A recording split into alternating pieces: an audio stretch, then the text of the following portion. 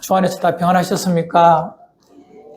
지난주에 우리는 주님과 동행하는 에녹을 살펴보면서 그가 평생 주님의 기쁨으로 살았다, 주님의 기쁨이었다라고 우리가 함께 말씀을 묵상하였습니다.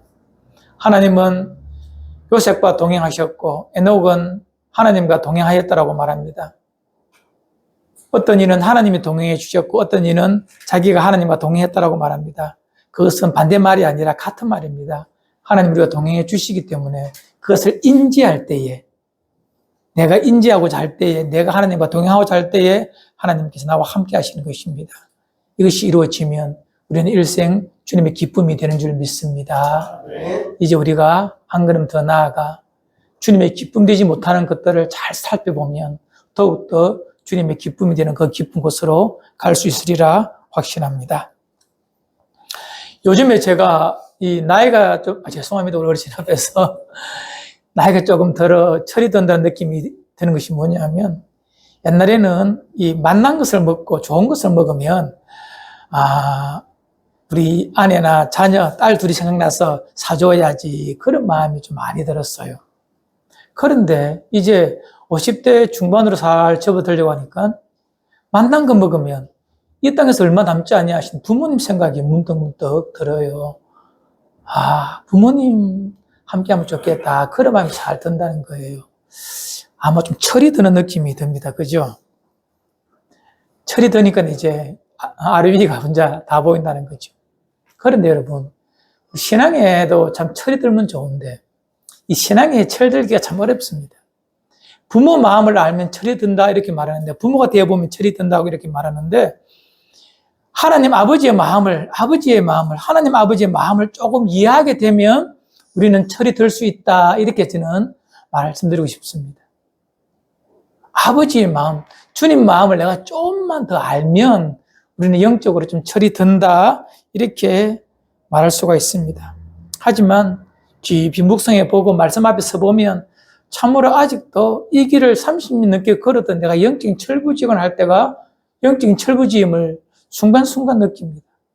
이렇게 영적으로 안목이 없나, 철이 없나, 아버지의 마음을 이렇게도 모르나, 그런 마음이 든다는 것입니다.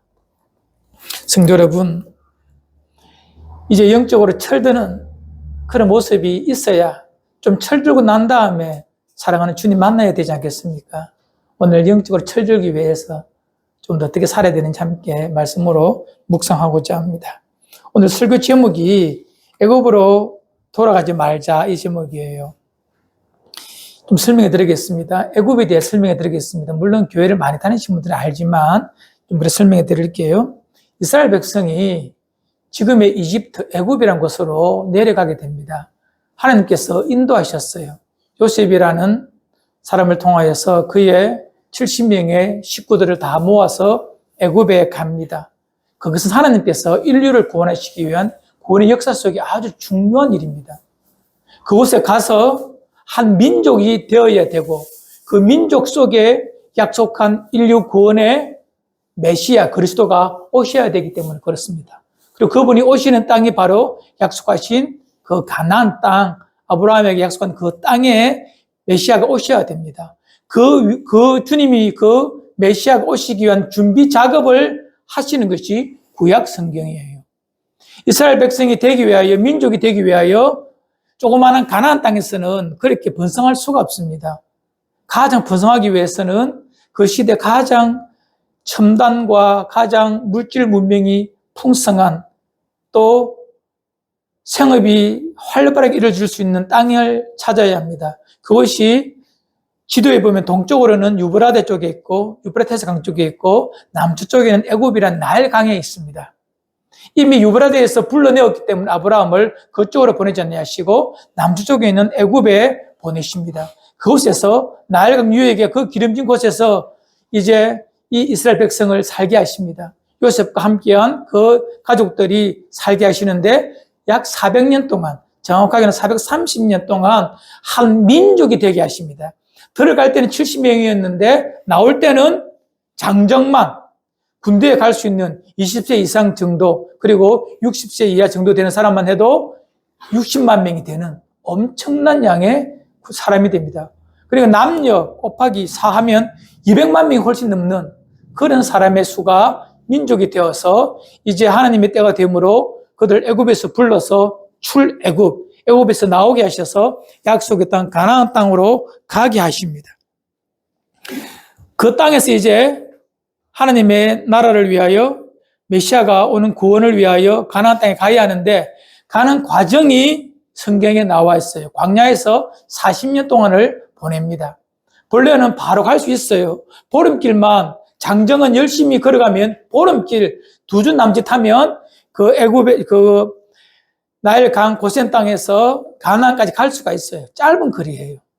우리가 말하면 우리 여기서 부산에서 서울까지 날랜 사람이 가면 보름이면 갑니다. 달 보면 간다 이렇게 말하는데 그 거리밖에 안 됩니다. 솔직히 말하면.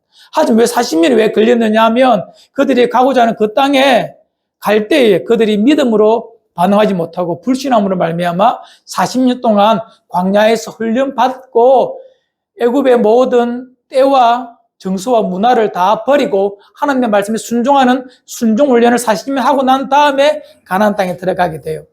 오늘 배경은 바로 그 40년의 광야 생활에 대한 내용을 먼저 그 전제로 하고 있습니다.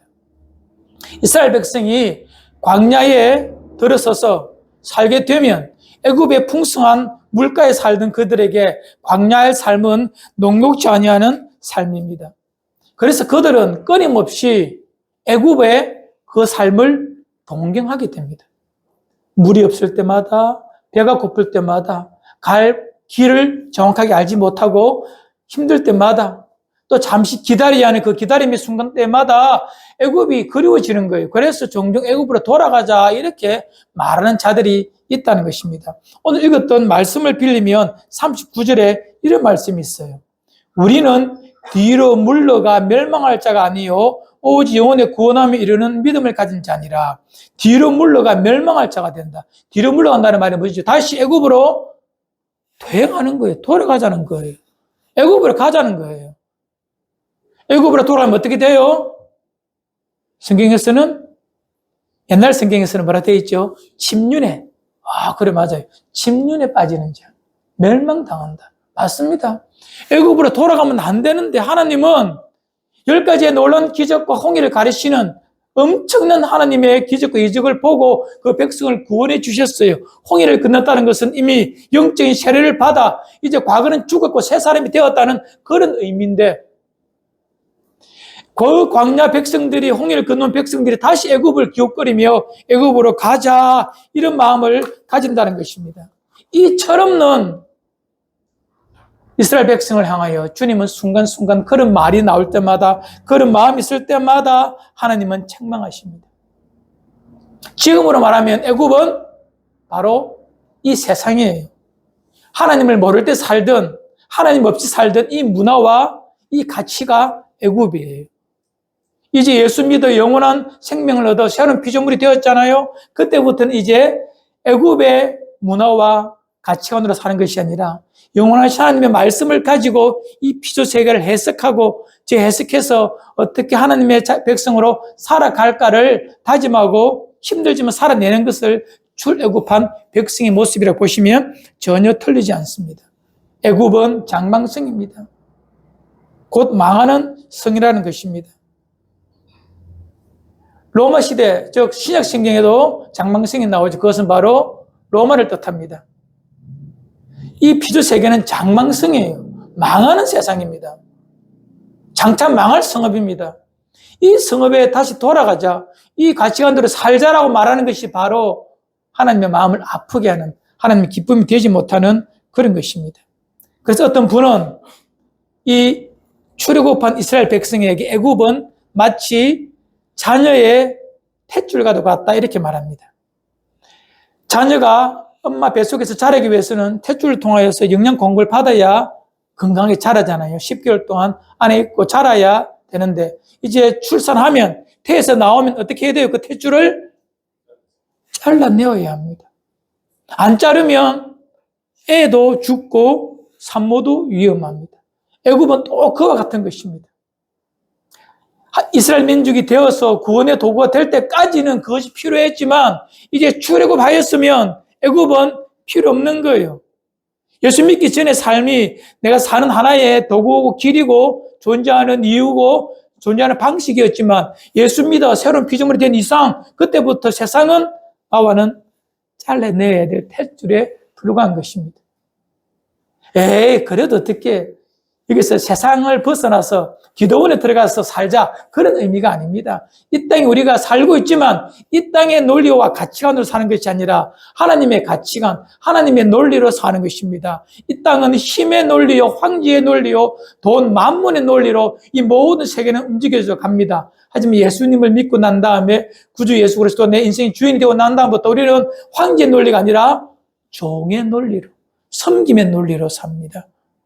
만문의 논리가 아닙니다. 하나님의 논리로 사는 것입니다. 주님의 논리로 사는 것입니다. 그것이 새로운 피조물이요 하나님의 자녀의 모습입니다. 그러나 끊임없이 황제의 논리로, 힘의 논리로, 권력의 논리로, 만문의 논리로 살아가면 좋겠다 동경하고 그쪽으로 향하는 나의 마음을, 그 마음이 바로 애국으로 돌아가는 마음이에요. 이것을 우리가 잘라내어야 된다는 것입니다. 목사님, 그렇게 힘들게 살아야 됩니까? 라고 반문하셔도 목사는 말해야 합니다. 그래 사는 것이 맞습니다. 일련의 한국 교회가 만몬의 통치, 하나님의 통치가 아니라 만몬의 물질에 지배해 있기 때문에 이런 것을 설교하고 말하면 불편해합니다. 어떻게 하면 교회 와서 내 삶이 행복해지고 질이 좀 높아지고 돈 잘 벌고 부자 되고 누리며 살까? 이것을 찾으려고 교회에 오는 사람이 있으면 그 사람은 백날 가도 맨날 힘들어져요. 나의 발걸음은 세상을 향하는데 하나님의 나라에 살고 싶다. 이것은 마치 저 금령산 꼭대기에 올라가서 거기서 물고기를 잡으려 하는 행동과 똑같은 것입니다. 첫날 만날 잡아보십시오. 물고기 있나 없나? 없지요. 물고기 잡으려면 저 강가나 바닷가로 가야지 왜 산을 오릅니까? 물질의 부자가 되고 싶으면, 그래서 영원한 장망성에서 썩고 그렇게 멸망당하고 싶으면 교회 오는 것이 아니라 다른 곳에 있어야 돼요. 돈 벌러 가야 돼요. 하지만 그것은 곧 사라지는, 썩어 없어질 것입니다. 영원한 생명, 참 생명, 인생의 진짜 가치는 출애굽한 백성이 광야의 삶이지만 주님의 말씀을 따라 하루하루 살아갈 때에 진정한 삶의 의미와 영원한 생명이 그에게 주어지는 것입니다. 이것이 여러분과 제 것이 되기를 주의 이름으로 축원을 드립니다. 우리는 끊임없이 세상의 유혹 속에 삽니다. 그 광야 백성들이 언제 애굽으로 돌아가자 말을 했는가 한번 살펴볼까요? 그들이 광야에서 먹을 것에 대한 불만이 있습니다. 애굽에서는 많잖아요. 다양하잖아요. 과일도 다양하고 많지만 광야 삶이 시작되면 그때부터는 삶이 궁핍해집니다. 딱 정해져 있습니다. 뭐요? 만나와 한 달 동안 준 메추라기밖에 없습니다. 그래서 힘듭니다. 그래서 이스라엘 백성이 이렇게 말합니다. 민수기 11장 18절 우리 함께 읽읍시다. 시작.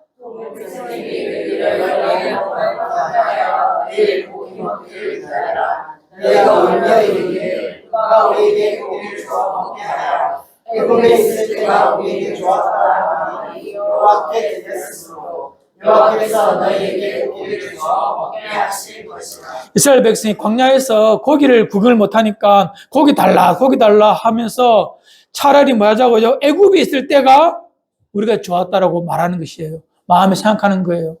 애굽을 동경하는 거예요. 출애굽한 백성이, 구원받은 백성이 그 이전으로 돌아가고 싶다는 거예요. 왜? 고기가 없으니까. 이 하나님께서 놀라운 이적을 보여서 메추라기를 그 지면에 다 주시지 않습니까? 하지만 이것은 하나님 마음에 아픈 거예요. 고기 먹는 것이 그리 좋더냐? 이것은 너희들은 그 애굽에 있을 때 너희들은 종이었다. 자유도 없었다. 사람 취급 못 받았다. 인정 못 받은 그런 종의 삶이었는데 비참한 노예의 삶이 그래도 그리우냐? 죄의 노예를 사는 것이 그래 좋더냐? 입에 고기 들어가니 이제 자유자로 한번 살아보자. 진짜 생명으로 살아보자. 이렇게 말씀하시면서 광야로 불러내셨는데 그들이 광야에서 뭐 한다고요? 고기가 없으니까 고기 달라 하십니다. 하나님을 원망하며 애굽의 삶을 동경하는 것입니다. 지금 우리로 말하면 경제적으로 좀 부족해요. 예수 믿으니까 주일날 돈 벌면 참 좋은데 궁핍해지는 거예요. 그래서 그 돈 따라 그때가 좋았는데 이런 마음을 품는 거예요. 하나님은 주셨습니다. 기적을 보여서 그 엄청난 양의 메추라기를 몰아서 그 진에 다 뿌려주셨어요. 배 터지게 먹어봐라. 하나님께서 못 하시는 것이 아닙니다. 안 하시는 것이 아닙니다. 너희가 애굽을 벗어버려야 되기 때문에, 애굽의 논리와 삶의 양식을 벗어버려야 되기 때문에 고기를 주시지 않고 단순한 삶을 살게 하시는 훈련을 광야에서 지키시는 것입니다. 그랬는데 이 백성들은 고기 없다고 애굽으로 가고 싶네, 애굽이 좋네, 이렇게 동경하는 거예요. 뿐만 아닙니다. 이스라엘 백성이 이제 1년쯤 지났을 때 가나안 땅에 가고 싶어서 가려고 하는데 12명의 정탐꾼을 보냅니다. 정탐하고 온 사람들이 와서 보고를 하지 않습니까? 10명의 보고와 2명의 보고가 큰 차이가 납니다. 10명의 보고를 듣고 모든 사람들이 주눅 들고 마음이 다 녹아버립니다. 왜냐? 그곳에 가니까 엄청난 군대와 나라가 있어. 우리가 들어가지 못한다. 싸움하면 우리는 다 진다. 우리는 메뚜기 같은 존재밖에 안 된다라고 벌벌 떨고 있을 때 하나님께서 모세를 통하여 말씀합니다. 너희가 믿음을 가지고 살지 못하겠구나.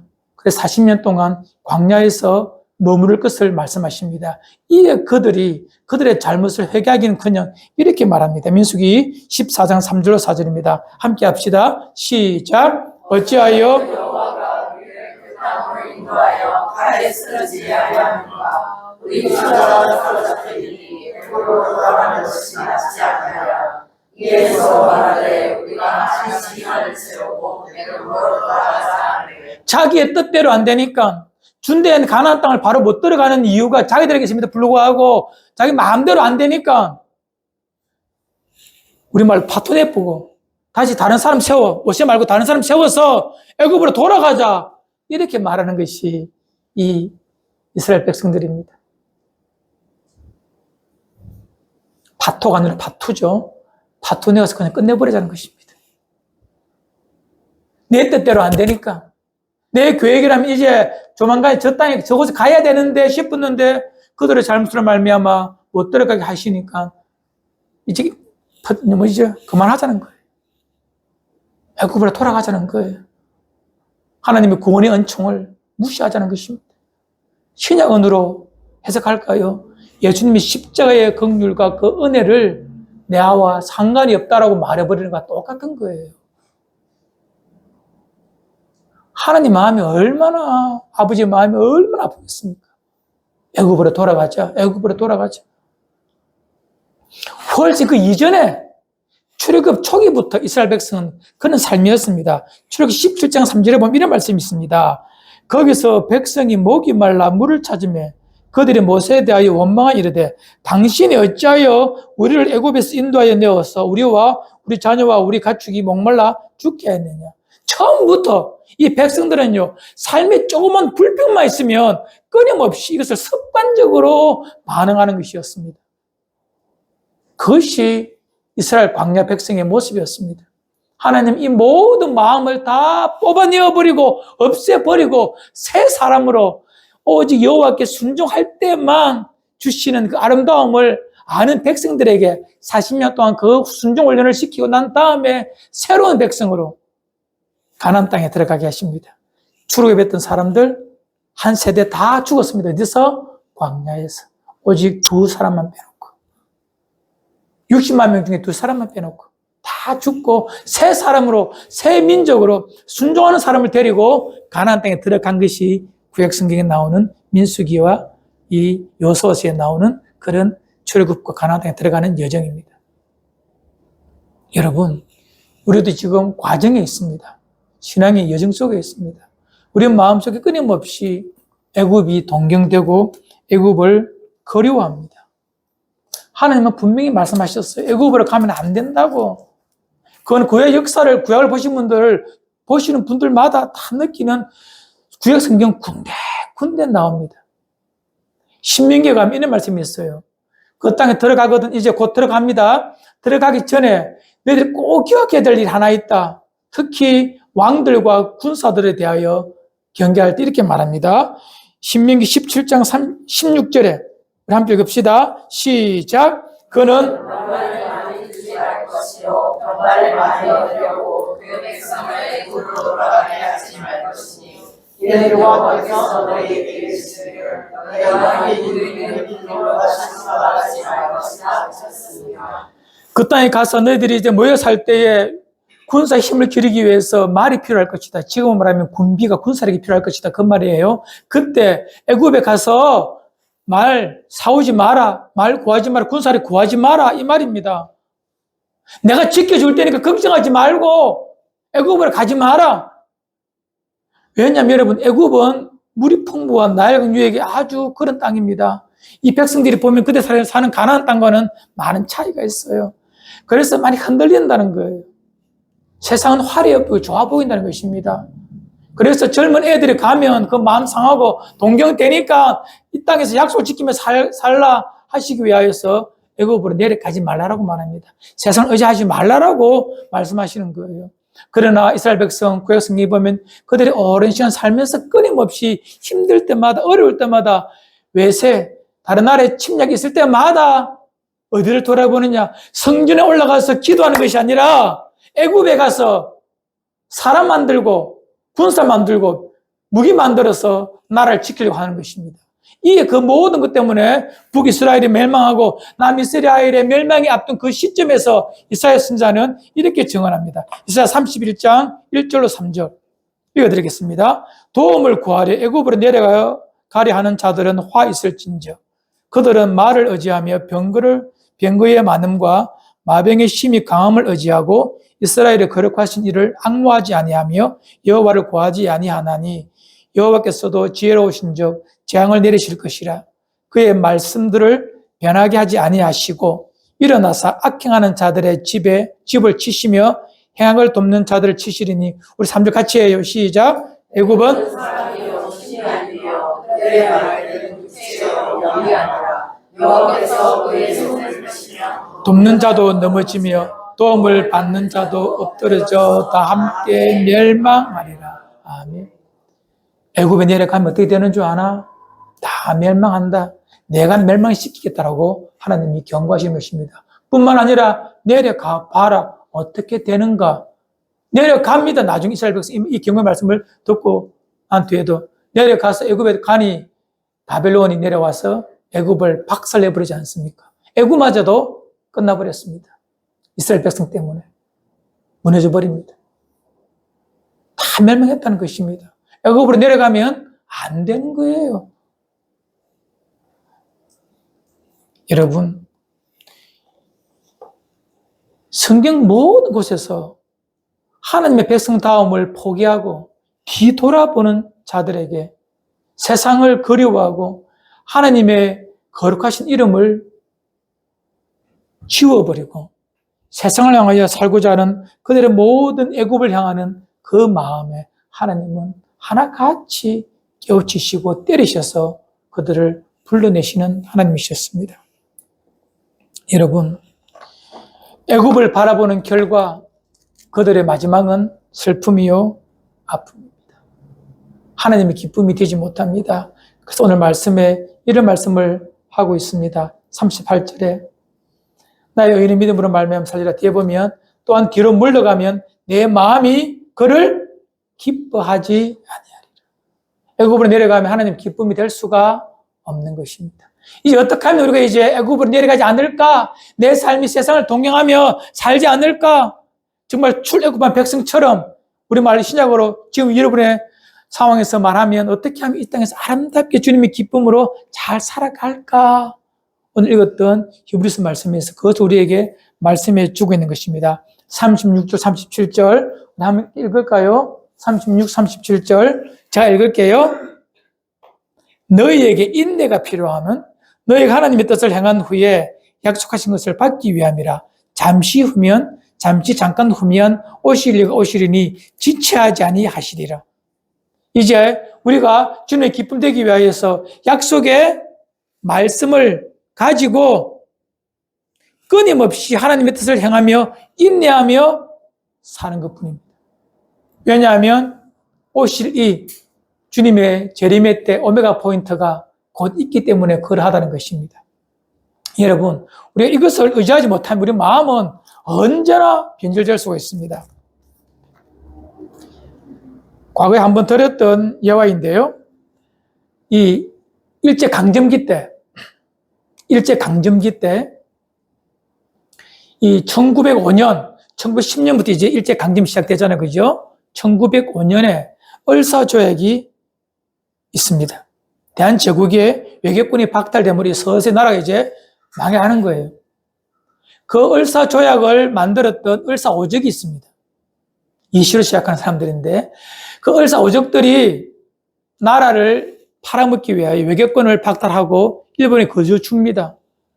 그날 11월 17일 1905년 그 을사조약이 체결될 그때에 그 상황을 보고 장지연이라는 사람이 시 일야 방성대국이라는 글을 싣습니다. 황성신문에 이렇게 싣습니다. 그가 황성신문 기자였거든요. 주필이었거든요. 그 일을 만들었던 그자들을 당하여 정말 끔찍한 진짜 너무 표현이 지날 정도로 하면서 이런 표현을 합니다. 개, 돼지만도 돼지만도 못한 자들이 소위 정부의 대신이란 자들이 이런 일을 하였구나. 차라리 배를 가르고 죽지 못할 망정 어찌 이런 일을 하였느냐. 신뢰는 비판을 그들에게 다 쏟아냈습니다. 누가요? 장지연이라는 사람이. 그리고 1910년 5년 뒤에 정말 나라가 국권을 상실해버립니다. 1910년이 되었습니다. 이에 그가 언론과 교육활동을 통하여 항일에 대하여 진짜 생명 걸고 항일운동을 합니다. 그리고 4년이 더 지납니다. 1914년. 그런데 그때부터 장지연이가 변질됩니다. 서서히 일본에 대하여 긍정적인 말을 시작하기 시작합니다. 매일신보라는 의용신문을 만들어가지고 일본의 침략의 정당성을 말합니다. 730여 편이나 되는 글을 적어서 그렇게 하는 것입니다. 그러다가 1918년에 그가 죽고 마는데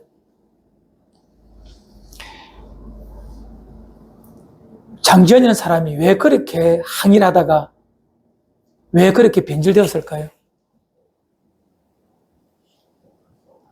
매국하는 자들 향하여 그렇게 엄청난 신랄한 비판을 가하며 그들의 악함을 저주하며 원망하며 책망했던 자가 왜 채 10년, 15년이 지나지 말자 그렇게 변질되었을까요? 장지연이가 하나입니다. 그에게 조선이 사라져버렸구나. 독립, 광복에 대한 꿈을 그는 꿀 수가 없었던 것입니다. 왜? 약속이 없었거든요. 이제 이 세계 땅덩어리에서 조선이라는 나라, 대한제국은 사라지는구나. 자기가 느꼈다는 거예요. 처음에는 항의를 했어요. 하지만 10년이 지나니까 이 땅에 일본이 다 득세하고 대한민국 조선은 그때 대한제국이지. 대한제국 조선은 역사 속에 세계사 속에서 다 사라져버리는 거예요.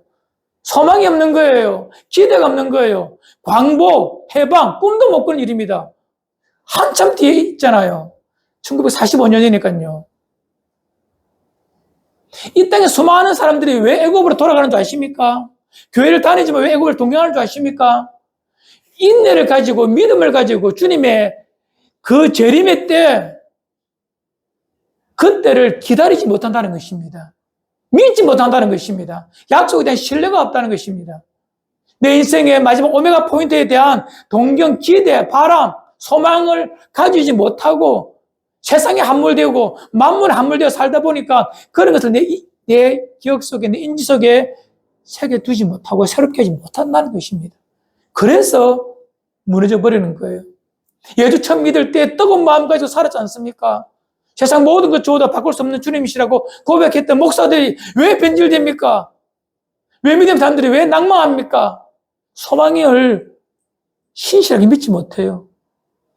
잠깐 후면 오시리가 오시리라 지체하지 아니하시리라 이 약속의 말씀을 선명하게 믿지 못하고 인지하지 못하고 그냥 살기 때문에 그냥 애굽 쳐다보다가 만문 쳐다보다 동경하다가 쏠려 살기 때문에 믿음에서 다 파산되는 거예요. 주님이 기쁨 되는 삶 어떻게 살 수 있는가 오늘 읽었습니다.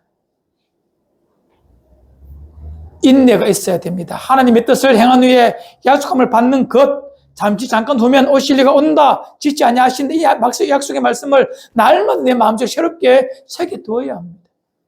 그래야 우리가 애굽을 동경하지 않습니다. 애굽으로 돌아가자. 그 어리석음을 범하지 않게 됩니다. 돌아가면 어떻게 된다고요? 멸망할 자, 침륜에 빠지는 자밖에 되지 않습니다. 아무것도 없습니다. 광야의 40년의 이스라엘 백성이 바로 우리에게 보여주는 증거입니다. 두 번째, 어떻게 하면 우리가 주님의 기쁨으로 살 수 있을까? 어떻게 하면 우리가 애굽으로 돌아가자는 그 마음을 떨치고 믿음에 완주할 수 있을까? 우리가 38절 읽읍시다. 38절. 시작. 나의 의인은 믿음으로 말미암아 사리라. 또한 너희로 가면 내 마음이 그를 구하지 아니하리라 하시느니라. 예. 나의 의인은 뭐요? 믿음으로 말미암아 산다. 이 믿음이 뭡니까? 하나님에 대한 전적 신뢰입니다. 그 마음을 믿음이라고 말합니다. 단순한 어떤 팩트를 인정하는 것이 아니라 그 팩트에 대하여 내 마음 전부를 올려두는 것입니다. 믿음이란 말에 라틴어는 크레도란 말인데요. 크레란 말은요, 심장이란 말이에요. 도란 말은 기부, 준다는 말이에요. 믿음이라는 단어는 내 심장, 뛰는 심장을 빼내어서 그분께 드리는 것을 믿음이라는 단어로 정의합니다. 그것이 뭐죠? 전적으로 그분께 내 모든 것을 맡기는 것을 말합니다. 이것을 믿음이라고 말합니다. 의인은, 하나님의 백성은 이 믿음으로 사는 자예요. 그분께 내 모든 것을 전적으로 다 맡기고 그분께 완전히 기대어 사는 거예요. 하지만 그분은 절대 우리의 기대에 대하여 피하거나 외면하지 않습니다. 끝까지 완벽하게 책임져 주십니다. 왜요? 그분의 약속은 보통 약속이 아니라 그분의 아들 독생자 예수 그리스도를 십자가에 못 박아 죽이시고 그 피로 우리를 사셔서 나를 사서 세운 그 약속이기 때문에 하나님이신 그분이 하나님의 아들이신 독생자 예수 그리스도를 하나님을 죽여서 만들어내신 약속이기 때문에 그 약속은 변개될 수도 없고 변해질 수도 없는 그 약속이에요. 인생이 다 변하고 이 세상이 쪼개져 사라진다 할지라도 그 약속은 변하지 않는 약속이 바로 그 약속입니다. 그 약속으로 우리를 구원하셨기 때문에 그 약속이 우리가 기대는 거예요. 그 약속을 믿는 것이 뭐라? 믿음인 것입니다. 그래서 의인은 하나님의 백성은 무엇으로 산다? 믿음으로 사는 것입니다. 그 믿음으로 사는 우리에게 이 땅에서 일어나는 모든 것, 하나님 허락한 모든 것, 내가 허락한 모든 것이 참 아름답습니다. 선합니다. 라고 우리는 고백해야 될 줄 믿습니다. 선하다란 말이 뭐냐? 토브란 말이에요. 좋습니다. 선합니다. 하나님이 선하시다. 참 멋있는 말이지만 묵상해 보면 이만큼 믿음을 필요로 하는 말이 없습니다. 하나님의 선하심을 믿는다. 여러분, 하나님의 선하신 것 믿습니까? 하나님 내게 주신 것 다 선함을 믿습니까? 미우라 아였고 이 빙점이란 일본 소설 아십니까? 빙점.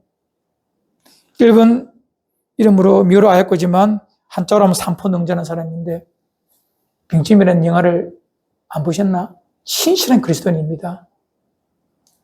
멋진 그리스도인인데 그분이 평생에 병이 있었지만 이제 죽을 병에 걸렸습니다. 하나님 앞에 간절히 기도하죠. 하나님 살려주십시오.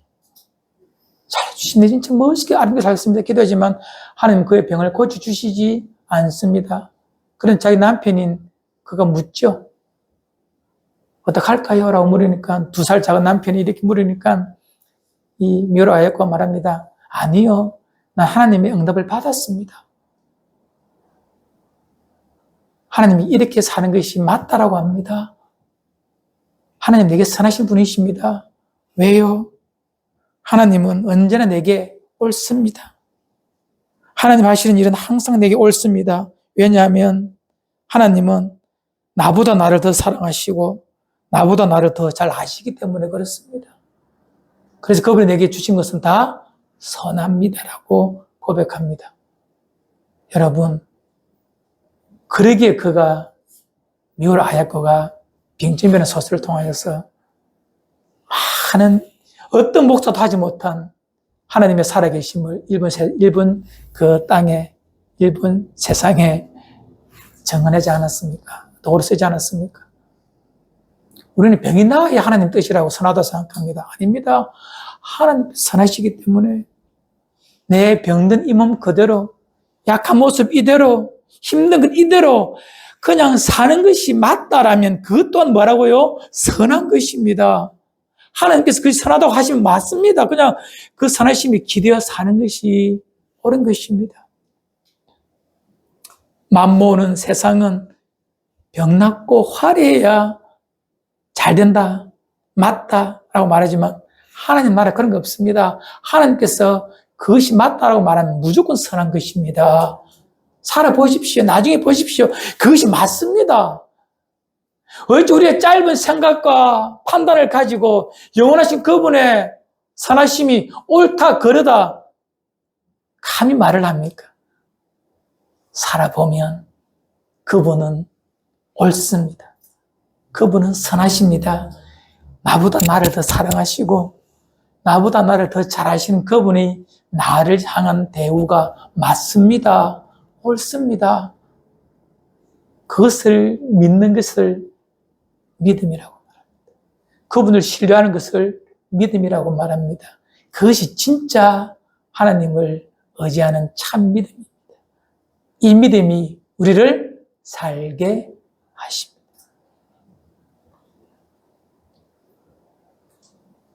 어떤 분이 적었던 이런 내용들을 적었던 분들 중에서 애굽으로 돌아가지 말자라는 이런 마음을 가지고 많은 글들을 적었던 분들 중에서 이런 분이 이런 재미난 글을 적었어요. 과거로 돌아갑시다. 출애굽할 당시 어린 양을 이렇게 잡던 6월절 날 이런 표현을 합니다. 6월절 이스라엘 백성들 속에 6월절 저녁을 지나고 다음날 아침 눈을 떠보니 주변이 썰렁합니다. 알고 보니 모든 히브리 백성들이 애굽을 다 떠났는데 난 아직 애굽에 앉아 있습니다. 애굽 땅에서 내가 발견되면 나는 어찌할 것인가? 또 광야길 출애굽한 백성의 무리에서 빠져나와 다시 애굽으로 걸어가는 나의 모습이 발견되면 어찌할 것인가? 이렇게 글을 적었던 분이 한 분 계셔요. 여러분, 혹 이 모습이 나의 모습이 아닙니까? 교회는 다니는 것 같은데 나 히브리인 맞는데 눈을 떠보니까 6월절 아침에 다 나가고 내만 지금 애굽에 앉아 있는 거예요. 내 걸음을 보니까 다 지금 가나안 땅에 가는데 내 혼자 투벅투벅 애굽으로 지금 걸어가고 있는 내 모습이 발견되지 않습니까? 성도님들, 오늘 두 가지를 꼭 기억합시다. 첫 번째, 그날은 반드시 옵니다. 내 인생의 오메가 포인트. 오메가 포인트가 뭔지 아시죠? 지난주에 설명했죠. 그죠? 내 인생의 마지막. 내 코끝에 호흡이 멈추는 순간 꼭 옵니다. 그날 꼭 옵니다. 아니면 정말 주님께서 하늘을 가르시고 재림하시든지 반드시 그 오메가 포인트가 있습니다. 꼭 그거 망각하면 우리의 마음과 눈은 애굽으로 돌아갑니다. 두 번째, 우리의 믿음은 전적으로 내게 베푸신 하나님의 선하심을 신뢰하는 것입니다. 그분이 허락하셨다면 그것은 옳은 것입니다. 내게 토브, 좋은 것입니다. 그것이 질병이든 질구든 낭망이든 무너짐이든 아버지께서 허락하셨다면 그것은 선한 것입니다. 그곳에서 주님을 앙망하면 바라보면 우리는 다시 한번 아름다운 믿음의 경주를 시작하게 되는 것입니다. 여러분, 혹 이 자리에 내 몸이 마음이 애굽으로 향하는 분이 계십니까? 아니 향하였던 분이 계십니까? 우리의 마음을 다잡고 다시 여호와 하나님께로 돌아가는 우리의 발걸음, 우리의 마음이 되기를 주 이름으로 축원을 드립니다.